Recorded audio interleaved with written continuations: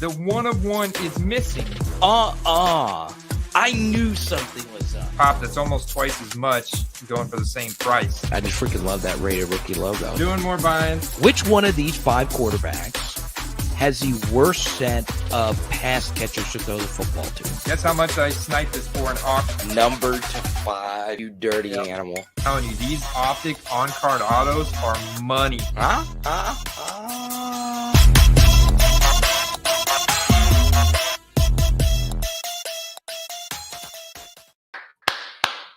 It's Super Bowl week, baby.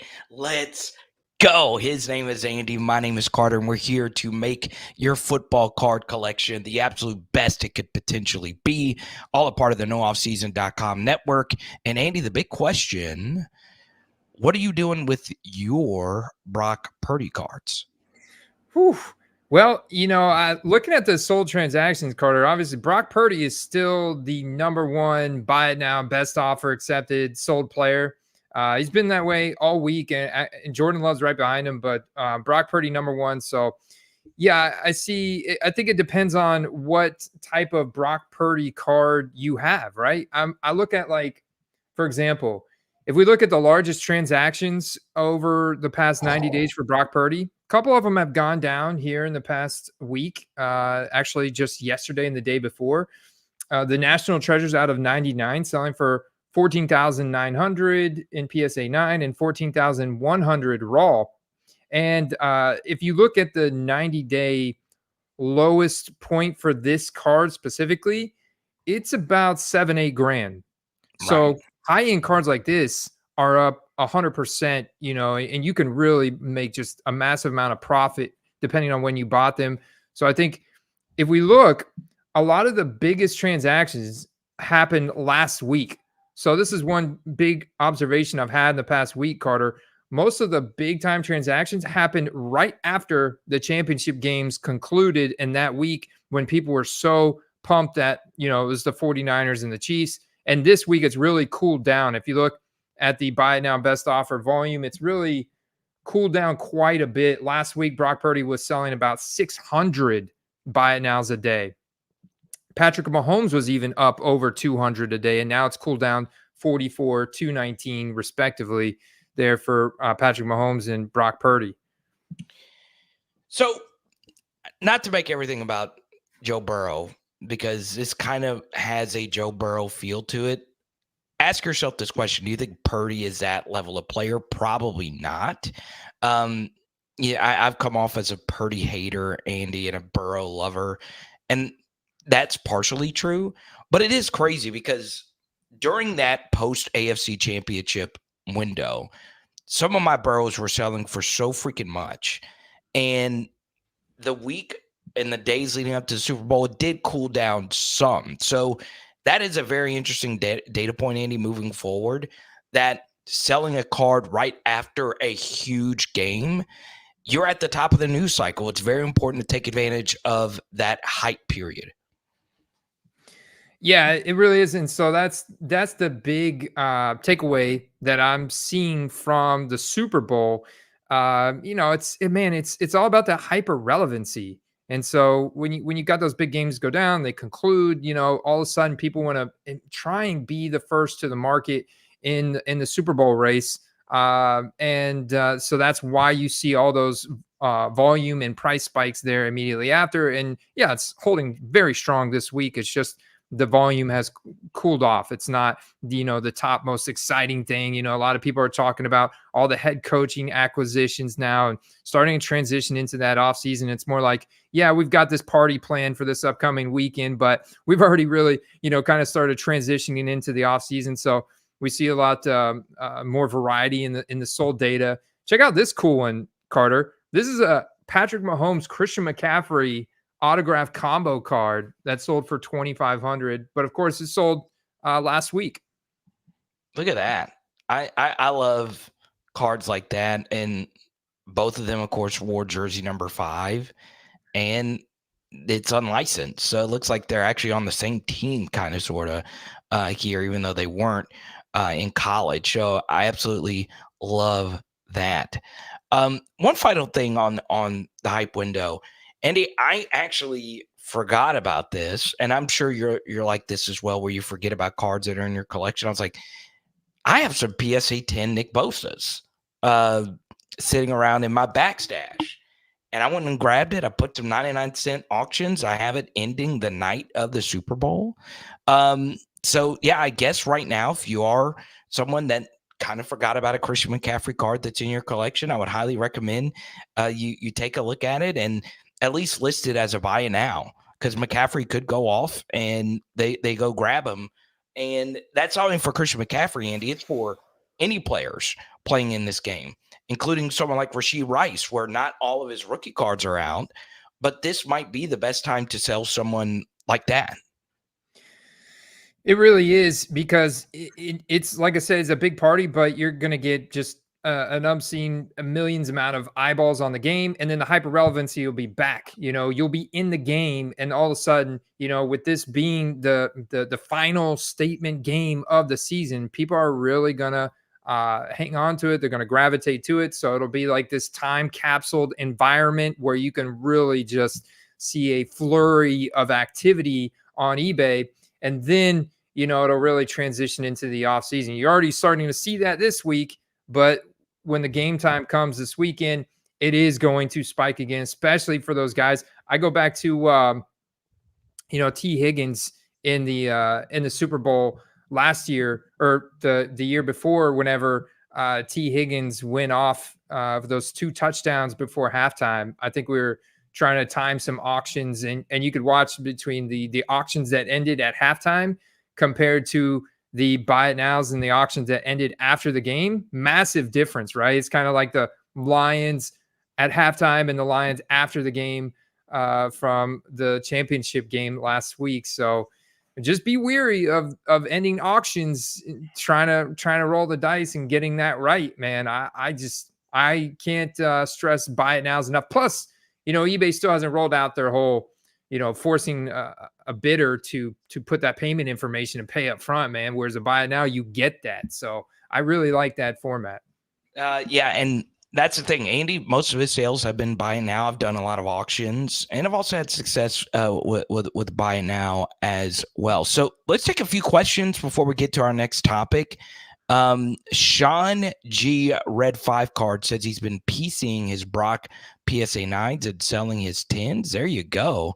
And with that 10, Andy, you can actually put that money towards a super rare Purdy auto. Maybe you sell so many 10s, you're getting closer to a National Treasures patch. That would be a lot of 10s you would need to sell, but it could happen. So we love to see it. And let's go to Ryan. His player that he wants to discuss is CJ Stroud. After the Pro Bowl, Ryan's been moving a lot of Rookie of the Year CJ Stroud cards. I'm not surprised, man. I think he's going to be super hyped up all off season heading into next season. So he's actually like 24-hour period. CJ Stroud is selling more than Anthony Richardson, Jordan Love, Bryce Young, Bijan Robinson. So, he's up there. And then also, what's a really interesting takeaway, you see PCing my Brock PSA 9s and selling my 10s. Over the past 7 days, Brock Purdy's almost had 2,000 rookie cards added to the PSA database. CJ Stroud, though, has had 2,300. So people are submitting CJ Stroud and Brock Purdy cards to PSA at a very high rate right now. They're the 2 highest, most submitted quarterbacks to PSA right now by a mile. Anthony Richardson's the next closest one with 778 in the past 7 days. So, take that for what it's worth, but people are really, really, really high on CJ Stroud and Brock Purdy. I think CJ Stroud is going to stay like that all off season. All right. NFL Card Junkies wants to discuss Zay Flowers, and then after that, we'll get into Tom Brady. Yeah. So, what's interesting about Zay Flowers? Like, I want to buy into him right now. I like Zay Flowers, great athlete. I mean, he's been able to get separation all year long. You look at his success rate against all different types of defensive coverages. I mean, he's been phenomenal. So the guy's incredibly athletic, explosive, agile. It doesn't have the biggest stature, but this guy can ball. And there's a lot of upside. Didn't quite get to 1,000 receiving yards, only put up 5 touchdowns this past season. So I think there's a lot of room for growth in the Zay Flowers market. What's so tough about buying into him right now, Carter, is that he's still kind of expensive, man, because he was just part of the playoff run with the Ravens, and we saw a nice little spike there from the championship game. And I think that Zay Flowers is going to maybe take a little while to cool off, especially with the new sets coming out. Optics, Select, those are major sets that are submitted at a high rate. Plus Contenders, I would say those are the 3 biggest. And then you're also going to have those high-end sets that are coming out this summer. So I look at all that remaining supply that's going to still come out. I feel like Zay Flowers prices are going to be a lot more appetizing in the summer. There's also, there's a lot of mouths to feed in Baltimore, but I think the situation gets better for Zay Flowers this upcoming year. Not sure what's going to happen with Odell Beckham Jr., right? I think there's going to be more targets for Zay Flowers next year. Still have to contend with Lamar Jackson tucking and running and just the run game in general for Baltimore being pretty strong. So what's your take on Zay Flowers, Carter? Yeah, I think with Lamar being a more pocket quarterback, I think you could bank in on Zay Flowers getting a ton of targets next season. The thing that I worry about with him, Andy, is what you just said, all these new cards that are coming out with him. Did he have an unreal Odell Beckham Jr. type of rookie season? No, right? No. He was not the best rookie receiver in this crop. And I think a lot of people are going to view Zay Flowers the same way they view Rashee Rice, right? Just a player in a really, really, really good offense. How special do you think those players are? Well, we'll see what they can do in a year or two. Andy, let's go to Dominic Davis, and we'll get to a regular here, Hector.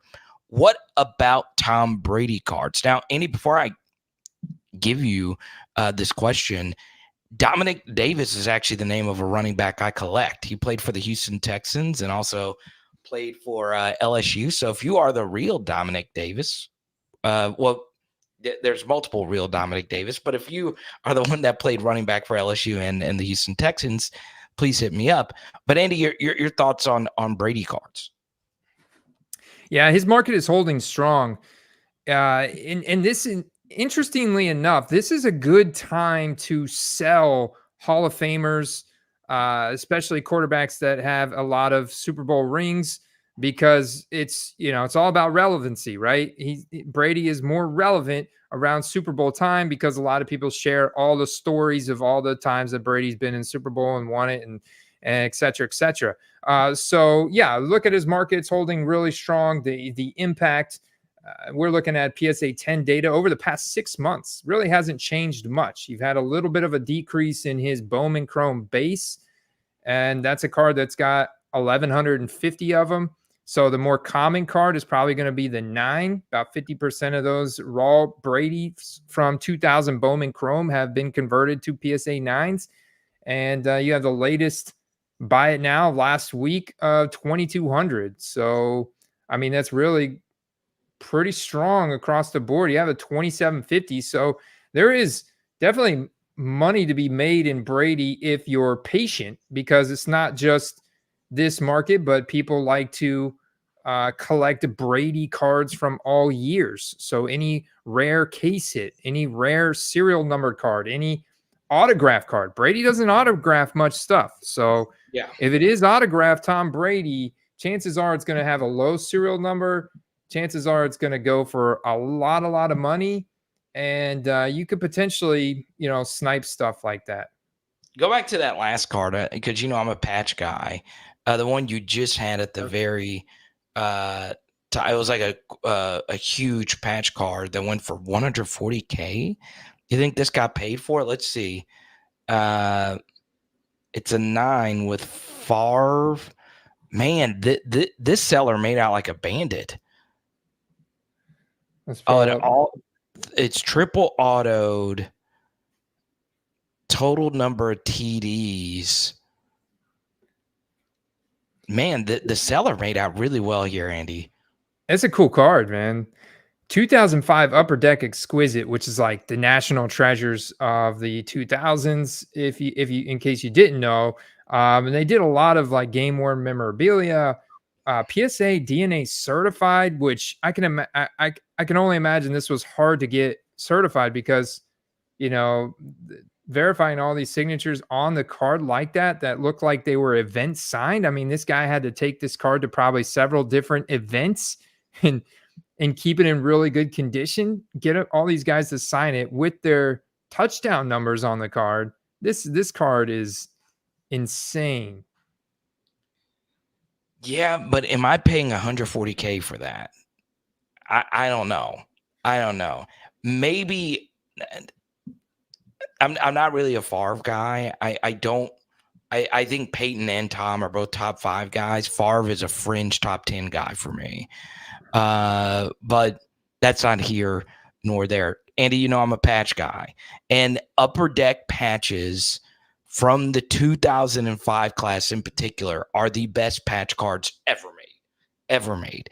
And man, I would do anything for Upper Deck game worn patches to be back, but that's not here nor there.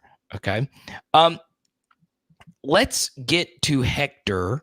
And Hector, of course, Andy, we got to show some love to Hector. This guy shows out each and every week on the chat, bringing straight fire. Rumor mill with Saquon Barkley to the Chargers. How about that?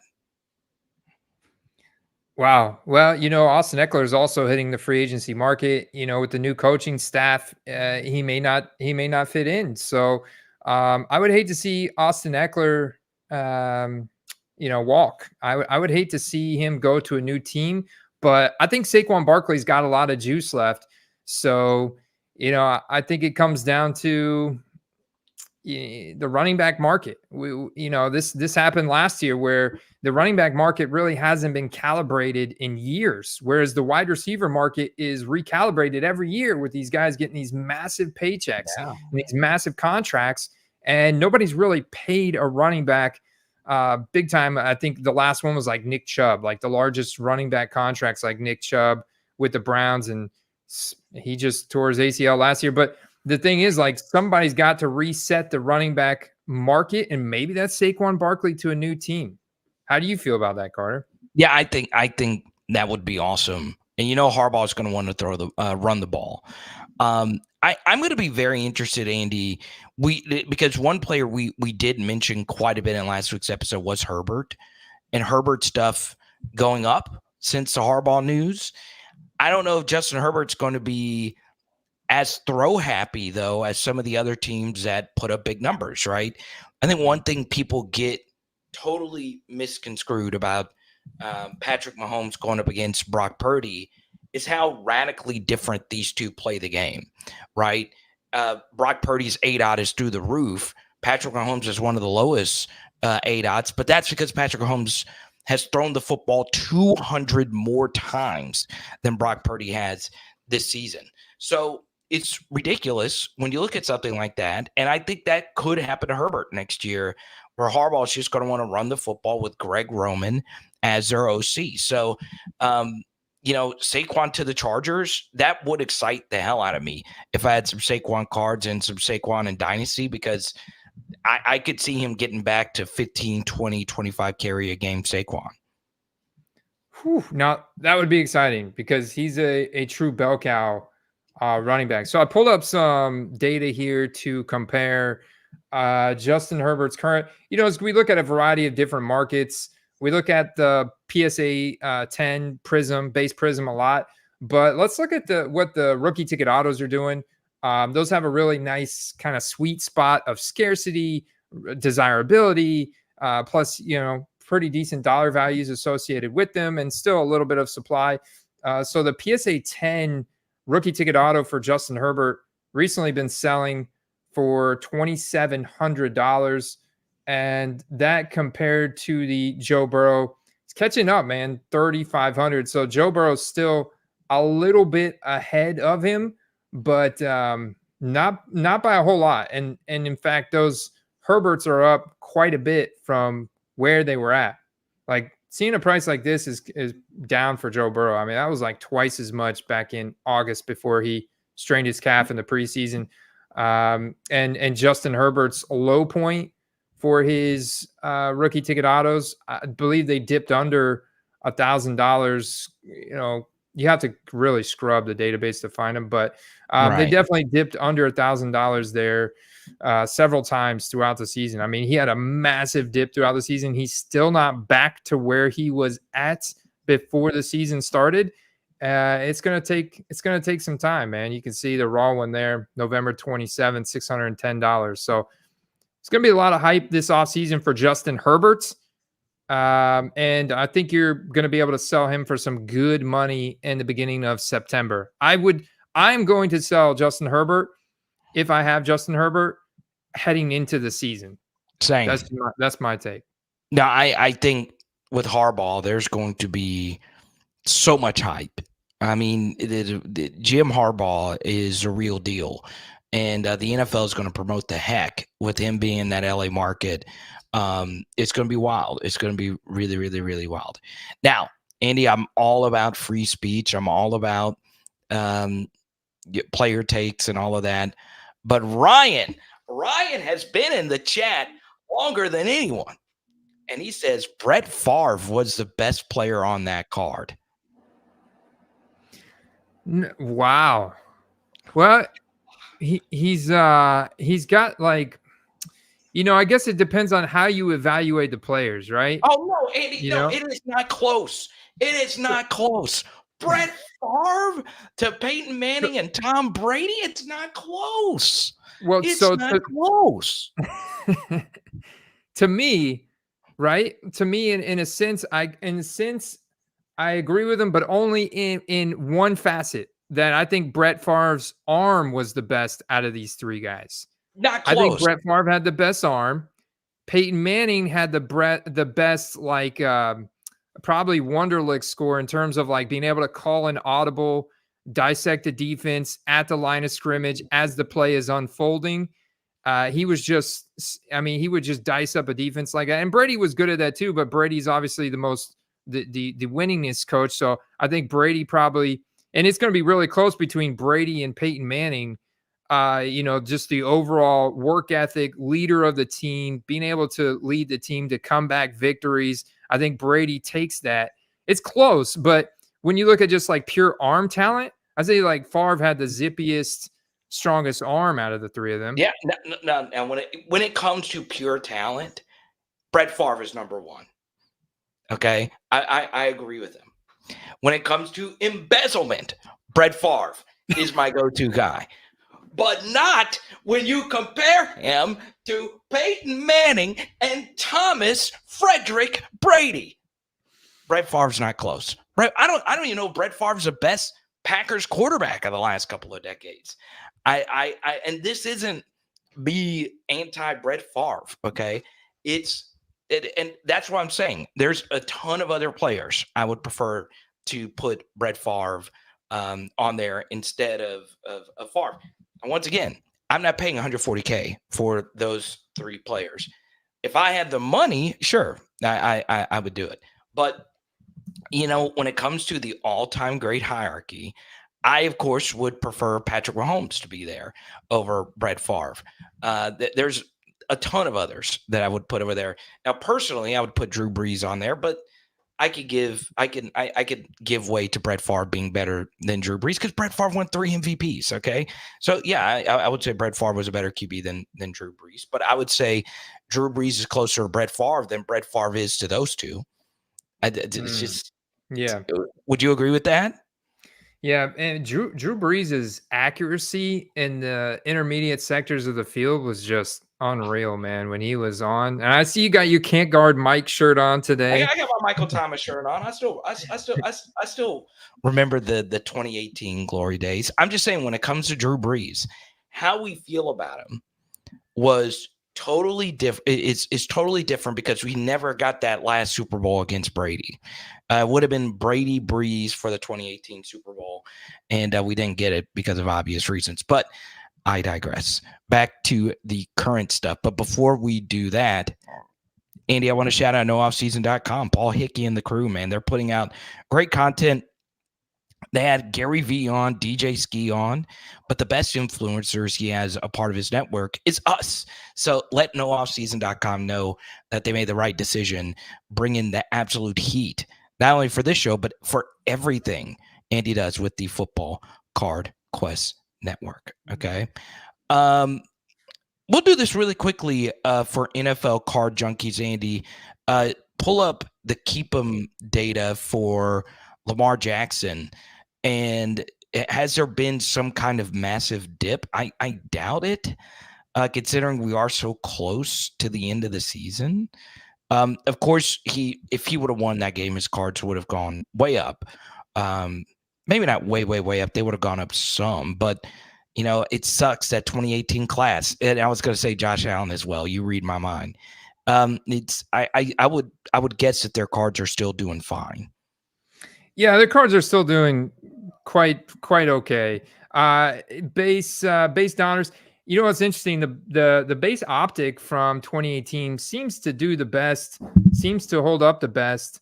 As you can see, almost $200 for the PSA 10 base optic. Lamar, that is still up 16% over the past 180 days. The base donors for Lamar is still up 30% over 6 months. Whereas Josh Allen's just slightly down, but still holding strong, man. People love Josh Allen.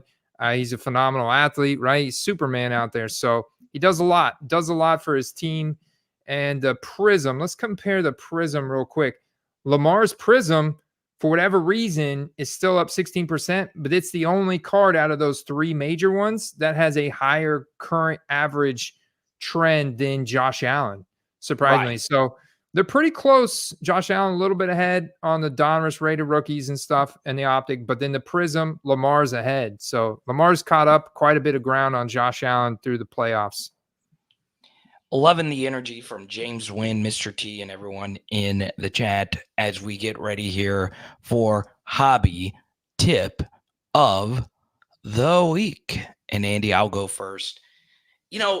For me, I'm getting back into dealer mode, okay? And I'm getting ready to set up for a show.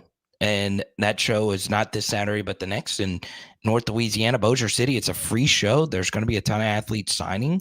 So if you want to come be my guest. I have an open seat at my booth. So hit me up. We'd love to see you.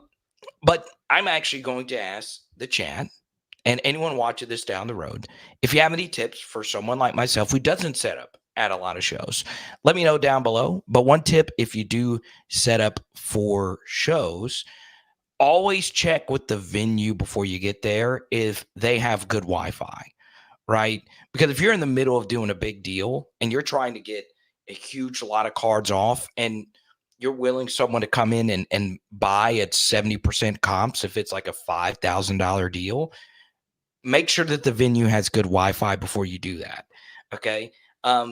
It's a game changer, right? We saw last year at the National, Andy, the Wi-Fi for the most part in Chicago was really good, but the year before in Atlantic City, it wasn't really that good. That is a major game changer. And, most dealers like to deal in cash, but if you are a dealer and let's just say someone trying to buy your cards doesn't have any more cash, you still want to make the sale, right? So have Venmo, PayPal, all that stuff ready to go. But yeah, Andy, I don't think you've been a vendor all that much at shows, if not ever. It's one of my favorite things to do. It's radicalized me to always wanting to have a setup at shows. No, yeah, but I've been talking to a lot of you vendors and talking to a lot of vendors last year. It's definitely advantageous to get there early because I think some of the best deals are happening on day one, potentially even before the show starts. You get those early passes and you can get in there before the masses. But, dealers are looking to move cards at shows. They don't pay for a table and travel expenses and go set up to not make deals. So be ready. I think a lot of them, I remember a lot of them are taking 80 to 90% offer, cash offer. They'll be, willing to make a deal for cash. And I think if you get there early, Another thing was like bundle deals, man. The more you potentially buy from a dealer, the better price you get overall. So be prepared and get there early would be my tip. All right. Now it's time for you, my friend. Yeah, I wanna take this opportunity to share the Hertz to the overall 2020 draft class quarterback rookie ticket auto prices. I saw this question pop up from Family Burliner earlier, so I had them all pulled up here just to get a good look. Jalen Hurts values have tanked, Carter, over the past couple weeks, man. They have really tanked quite a bit because he was holding so strong all season long. Eagles had a really good record. There was a couple games and weeks where he struggled a little bit and dipped a little bit, but overall, Hurts values maintained all season long. But recently, they have really, really tanked, man. And Jordan Love continues to go up. Jordan Love is now almost valued at more than Jalen Hurts. Tua has struggled as well. So if I look at the two guys that have struggled the most out of this draft class recently, it's Tua and Jalen Hurts. Tua's rookie ticket auto even less than $1,000 in PSA 10. All right, Andy, this is my big takeaway. Playoff games matter so much in this hobby. They really do, right? We saw Jordan Love play 2 stellar playoff games. Jalen Hurts and Tua Tagovailoa, they were both on the road, both in different adverse situations. Jalen's coaching staff really failed him this year. No A.J. Brown in that playoff game either. And Tua played the game in 2 degrees, right? But Andy, a sloppy playoff game just leaves such a bad taste in the minds of collectors. What say you? Yeah, all the eyeballs are on these playoff games. So you have just much bigger implications during the playoffs than you do during the season, unless it's the beginning of the season, So like when I went back and studied Patrick Mahomes' market, his values dipped at the beginning of the season. A, because they were priced so high. B, because he lost the opening night game to the Lions back on that opening Thursday night game. So there's specific times throughout the year. It's the beginning of the season and the very end of the season in the playoffs have the largest impact because you have the most people watching at any time. So you're capturing the biggest audience. In week 10, it's not as big of an impact unless, you were a rookie or you hadn't been seen in the NFL before. Like we saw all those guys I pinpointed. Yesterday I did a video, Carter. I looked at approximately 12 different guys that all had their best prices during the middle of the season. From the Jake Brownings to the Tyson Badgins to the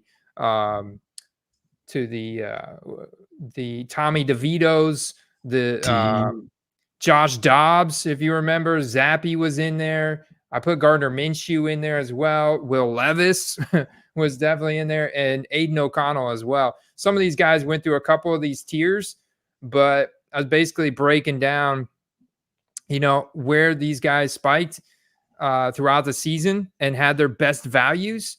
And, you can see the impact on the late season playoff spike from a lot of players. Like you have more players in the late season playoff spike window than you did in the early season weeks 1 through 3 spike when you had, for example, Jalen Hurts, Brock Purdy, Tua, and Zach Wilson's best prices of the season. Yeah, it's insane, man. I love you using Tier Maker, like the big fancy analyst. Look at you. I just use it in a different way than most NFL. I'm using it as a card analyst and I'm going to do this with running backs, wide receivers, and tight ends too, because I think we learn a lot when we go back, especially before more data is overwritten. So while it's fresh, it's pretty fresh. We can go back and see when were the best prices, generally speaking, for each player and why. You can learn so much from studying that data and then kind of projecting forward. I love that kind of stuff. Randy, thank you so much. He says at the show he set up at this weekend, 80% of his sales happened before the show was ever open to the public. Randy, we'd like more information on this. I'm guessing at the show that he was set up at, there was a VIP badge that some people could get in early and make deals, or maybe Randy was talking to someone before the show even began. So yeah, Andy, you're right on, and get to the show early. Get that VIP badge. I don't remember what the price difference was at the National, but it wasn't that much more, Carter. Maybe it was like $50 more or something. But Yeah, get the VIP badge. I think it pays for itself. Andy, I think if you and I go next year, we're really going to go balls to the wall, right? Cleveland, Like baby. if we actually do make it. Let's go to D-Town Relics 2. I think this is a first-time comment on the QuestCast. Andy, have you seen D-Town Relics before in here? D-Town Relics, I have not. No, I don't think so. So we want first-timers to feel welcome. Which NFL rookie cards will you guys be grading from the last couple of years? Yeah, that's a great question. I mean, my ultimate answer is any cards that I feel are going to get a 10, because that's when it's really worth your time and money to send them in. So, I'm open. It's all going to be active players, though. It's all going to be active players that I know have a future in the NFL. I'm not going to be sending in guys that I'm really uncertain of, or that are going to be future clipboard holders. I'm not going to be submitting Trey Lance or even Zach Wilson or any guys like that. I'm not going to be speculating on backups. I will send in some Jalen Hurts if I think it's going to get a PSA 10. I will send in Tua if I think it's going to be a PSA 10. Guys, or any running back, wide receiver, because those have a lower graded population as well. And anytime you get a 10, it's going to add value. It's going to definitely boost the value. And D-Town, if you're interested, we provide those grading services with the football card quests. Andy will evaluate your cards and do some submissions for you, whether it's PSA or CGC. Shout them out. CGC grading. Yeah, check them out, man. Bulk submissions, 20 cards or more, $12 per card. Just crystal clear optics, man. I like how they separate their pop report too. I'm going to do a video on it, but it's really neat. You can actually gain some pretty interesting data because they separate it by set and year. So you can actually look at basically which are the most popular sets and how many cards from those sets have been submitted before even looking at a single player. So it's kind of interesting how they do it. I like how their population report has been filtered down, like aggregated. Yeah. But yeah, D-Town Relics, I want to bring up one very good comment from earlier by Hector. Okay. Hector has become a buddy of mine. And I love color match. Okay. So this is a card that I traded for in the National, and I just love the look of this card. I'm not even a fan of Jameson Williams. And I had a couple offers on this card. I'm holding steady because it's a color match that gemmed. Okay. This card on its own, Andy, is probably not all that expensive, just raw, but a color match in a PSA 10 format feels good. I don't really know like why that's the case, but it just does. So if your question, D-Town, was which specific cards, look for color matches. And obviously number to 10 golds with the Saints are going to be very expensive, or pretty much with any team. But so yeah, it is it's very interesting. Family Burliner wants to know where Gardner Minshew will be next season. I think he'll stay with the Colts as a backup, right? Yeah, that's a good question. I mean, he's hitting the free agency market, but obviously he could re-sign another deal with the Colts. I think he's a starter somewhere. He might get paid. You look at some of these teams that have a lot of cap space, that may bring in a veteran, that may mix things up in the draft. Like if they want to build the offensive line, like, I don't know, maybe the Commanders, do they feel like Gardner Minshew is an upgrade over Sam Howell? I feel like Gardner Minshew is an upgrade over Sam Howell.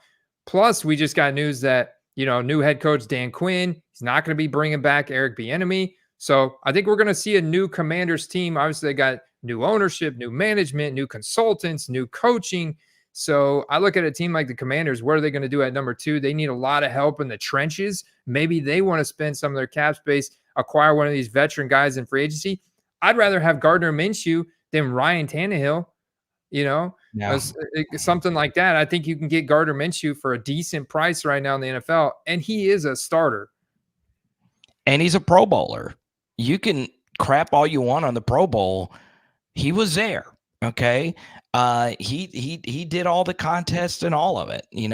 That's always going to be attached to his name. Now I know Mitchell Trubisky's also a Pro Bowler. Did you know he made a Pro Bowl, Andy? Mitch made a Pro Bowl? Mitch got in there, baby. So yeah, but Gardner Minshew is definitely better than Mitchell Trubisky.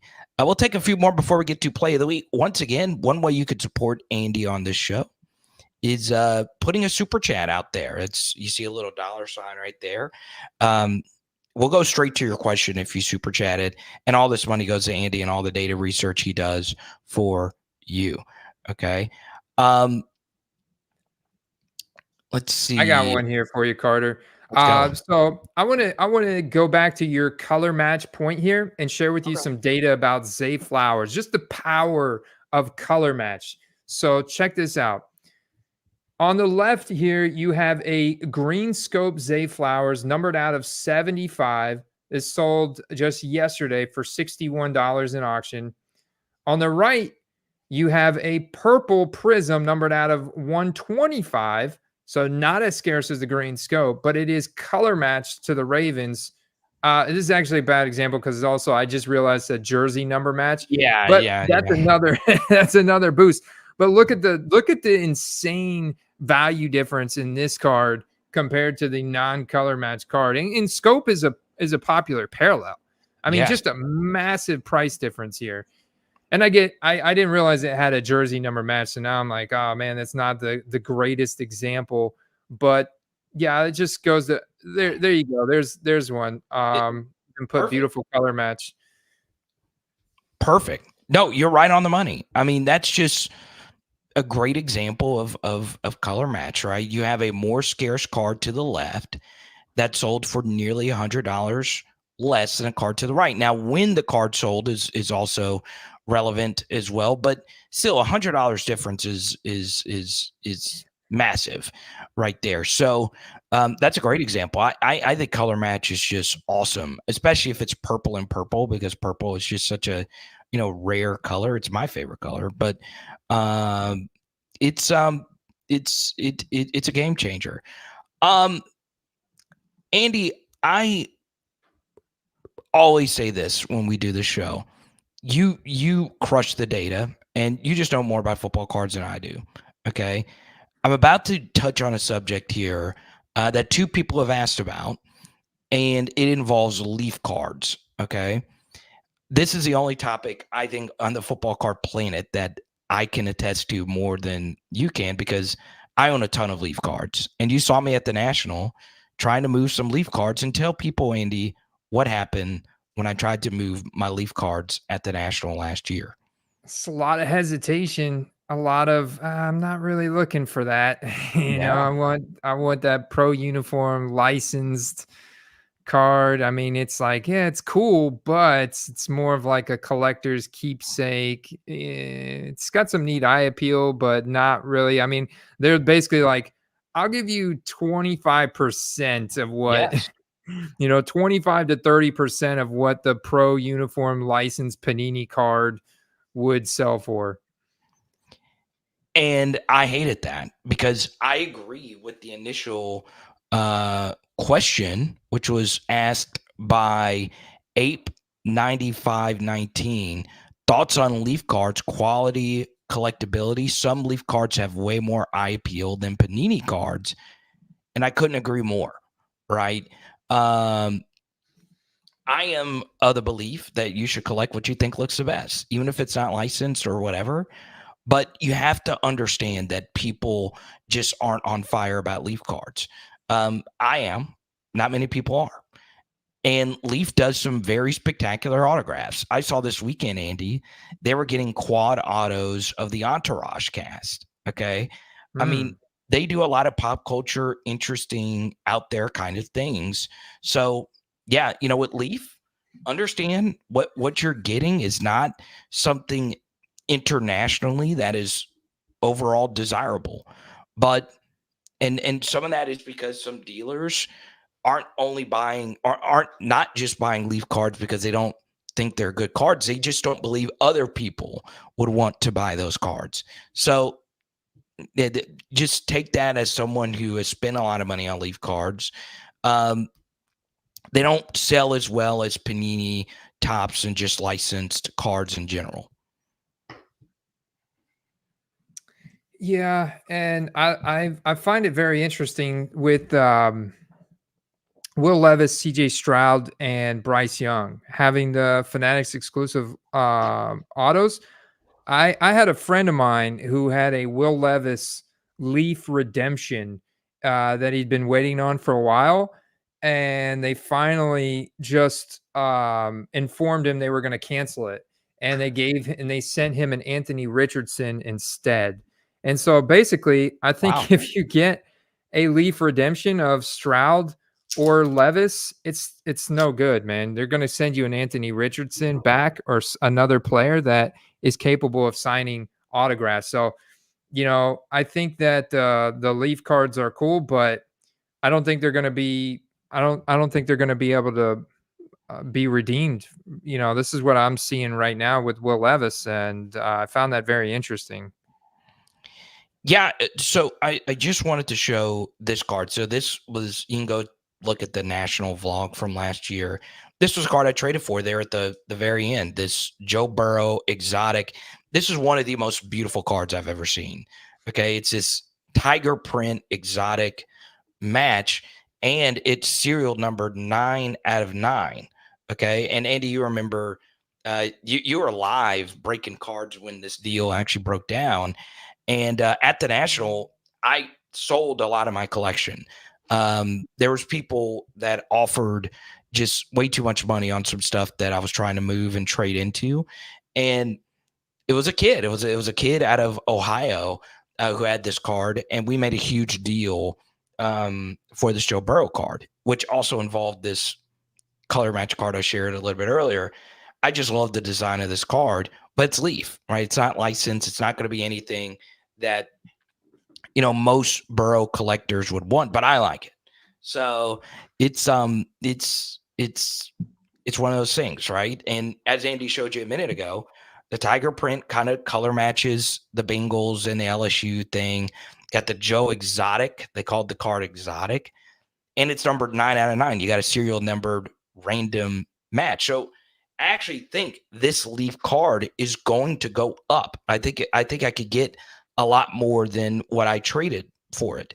And I traded some Chris Olave other stuff involved with it. So there you go. It just goes to show you that you can like a card, but not everybody else could. Now, Andy, before we get to play of the week, are there any other questions that you would like to get to here? Well, I think your card, it's going to go up even more than like a Justin Herbert, for example, too. I think Justin Herbert's been a lot more generous with his autograph. There's a lot more Justin Herbert autograph cards out there. So I'm kind of hoping for your sake, for that card, that Joe Burrow is a little bit more stingy with his autograph, like Tom Brady.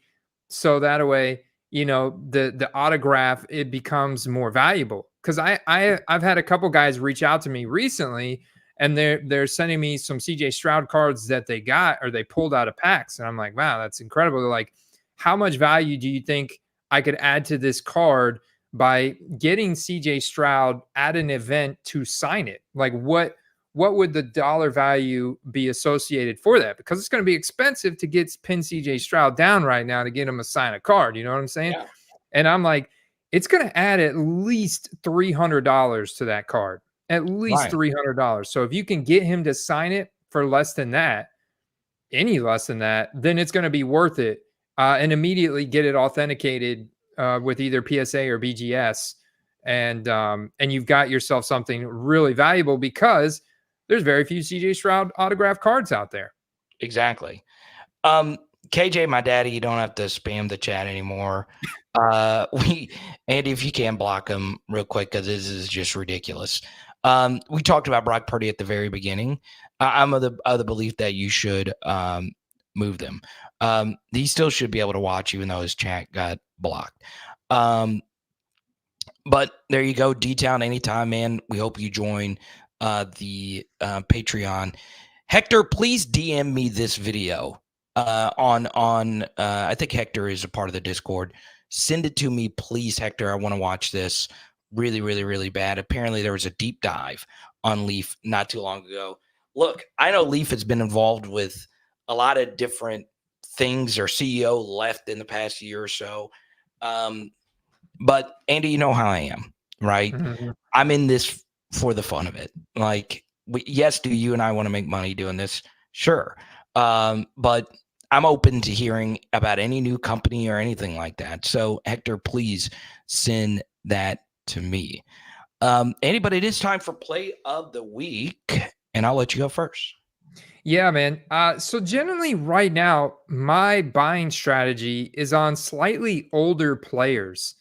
I'm really finding the best deals in that wide receiver category. So for example, last week I did a deep dive on DJ Moore in the Chicago Bears, and it's so polarizing because, you know, he had that nuclear 3-touchdown, 50 fantasy point performance game. Well, it was like week 5 of the season. It was like Monday Night Football. And that was almost a 4-touchdown, like 60 fantasy point performance game. And he's quietly been one of the best wide receivers in the league since his rookie year. I mean, he's got first-round draft capital. This guy's incredibly explosive, was a beast at Maryland. And he's just been fantastic in the NFL with subpar quarterback play. He finally had some good chemistry with Fields this past year. You got to see the ceiling, even though the usage for Justin Fields or DJ Moore was not consistent throughout the season. You had times where he was, playing with Tyson Bagent and Justin Fields, and you also have questionable play calling in Chicago. And then, you know, the a lot of people think that Justin Fields' decision making and scam progression is a little slow. He holds on to the ball too long, and now the Bears are faced with a decision. They have the number 1 and the number 9 overall pick this year. And I think regardless of whether they trade Justin Fields and bring in Caleb Williams or somebody else, or they keep Justin Fields, DJ Moore is still going to be a top 10 wide receiver next year. And so I'm finding really good deals on guys from the 2018 and 2019 draft class, like DJ Moore, who are quietly going to continue being the best wide receivers in the league, garnering the most targets, getting the most separation, you know, putting up these massive spike games that then people go and buy their rookie cards during the season. And all of a sudden you're able to make a 3 to 4x profit because the supply is so limited on a 2018 rookie DJ Moore compared to a 2022 or 2023 or 2021 or even 2020 rookie card of, you know, insert top 10 wide receiver, you know, whether it's CD, whether it's Zay, whether it's any of these guys that are from the 2020 and more modern draft class.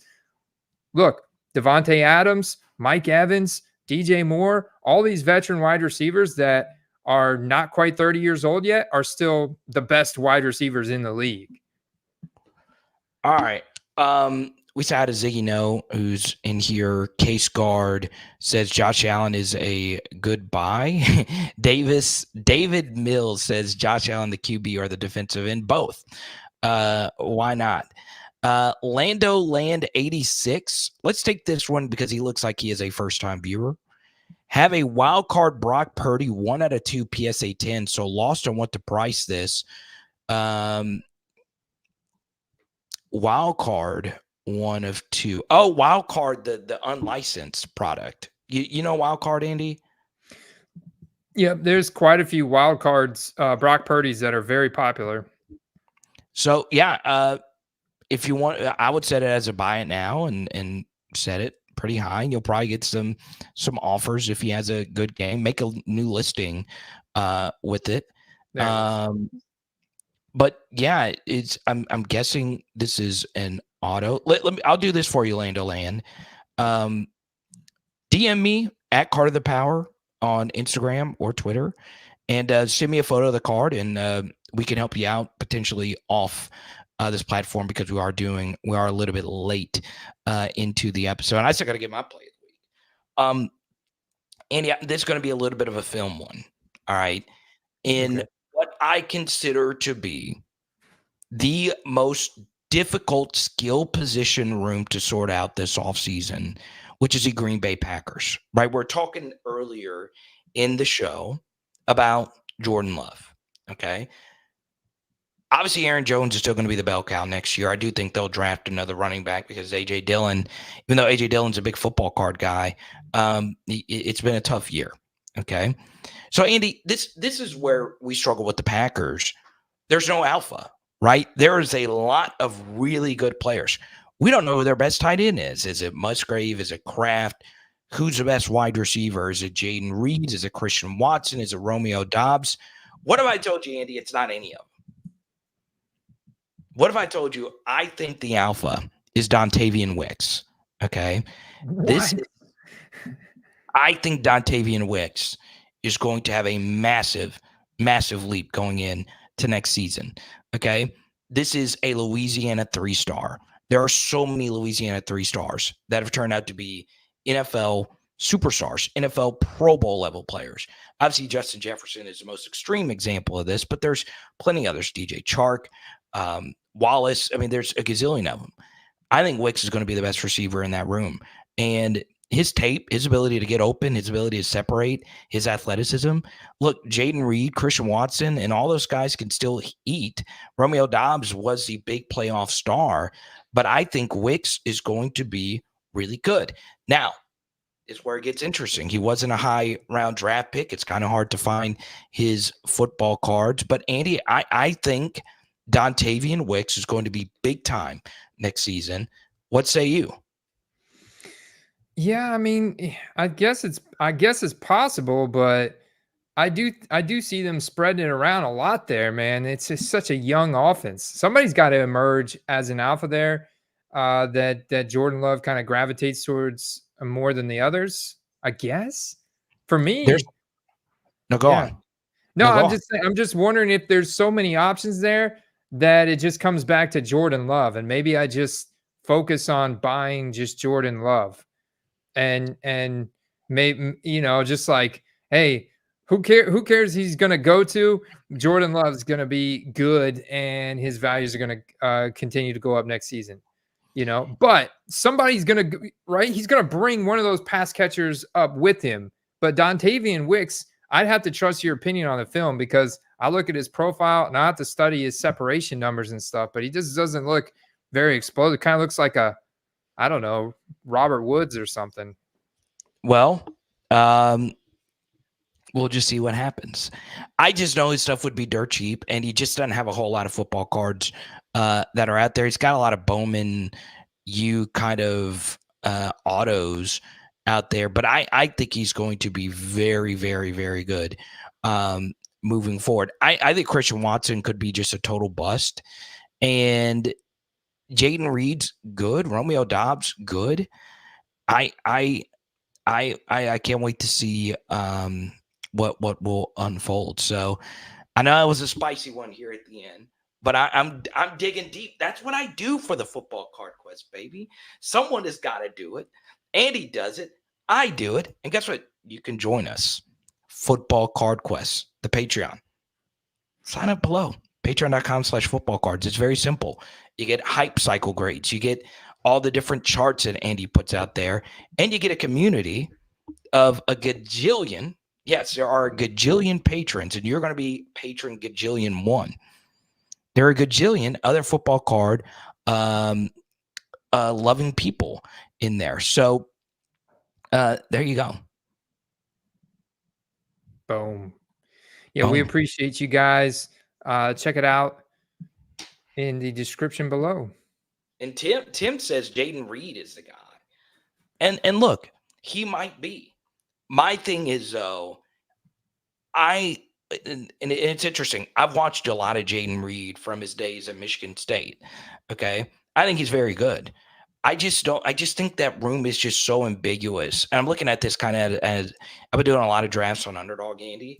I don't know if I want to pay a top 100 price for Jaden Reed, knowing that it could be Watson. They love both their tight ends. So I'm just going to buy lowest. I'm going to buy low on the guy that most people would consider to be the wide receiver 4. So, and it could be also Andy my Louisiana bias. Okay, I put on for the boot, baby. It's what I do. He didn't even play at LSU though, so there you go. Look at Swamp Donkey saying Wicks has been compared to a young Devontae Adams. You know, the other good thing about buying into Dontavian Wicks is he's got literally a fraction of the rookie cards that a Jaden Reed has, like very few rookie cards. So the whole supply and demand conversation is a big deal in the sports cards. So it's like, you know, maybe buying into a young Adam Thielen, Adam Thielen, very few rookie cards. If you bought him back when he was young and you have them now, they're worth just, crazy amounts more. So maybe you can see a similar career arc for Dontavian Wicks. Good live numbers today. We really appreciate it. And we will be live again next Tuesday. Welcome to the chat. RAN, he says flip all football cards. They're only good to flip. I don't think they're only good to flip. If you love to collect. That's the good thing about it. Do what you love, Andy. Do what you love. That's right. Yep. Flip them, sell them, hold them, sell them later. I mean, there's always another hype cycle, man. We got the free agency coming up and then the draft and then the season, 2024 season. It's going to be lit, man. Just go look at the numbers and the numbers speak for itself. NFL is America's pastime. Andy, I kind of want to give this card out. I was going to do it at the end. I might wait till next week. But now I don't want to give it out because I never actually felt the texture of it. This is a Jim Harbaugh card in a Ravens uniform. What? But it says QB of the Chargers on there. Okay. And this card has this. I wish they brought this back. There's a texture to this card on the outside. If it's like football leather here on the outside. And I just love this card. I kind of want to give this out to a Chargers or Ravens fan, but we might do it next week. So that's cool. All right, guys. We'll see you. Peace.